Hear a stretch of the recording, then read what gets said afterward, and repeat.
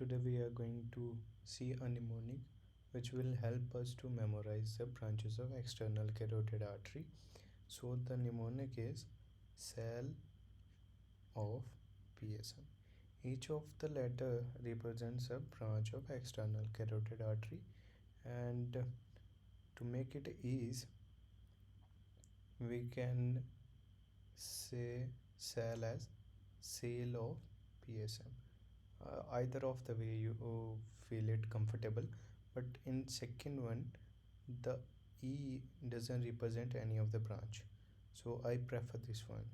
Okay, so let us see what are the branches of the external carotid artery are represented over here.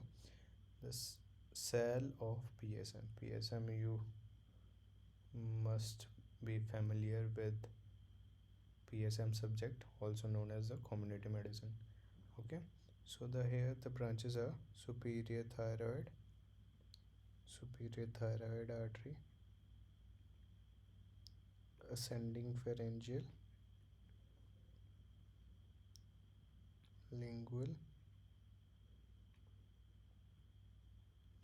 and off represent occipital artery and the facial artery. The last PSM represents the posterior auricular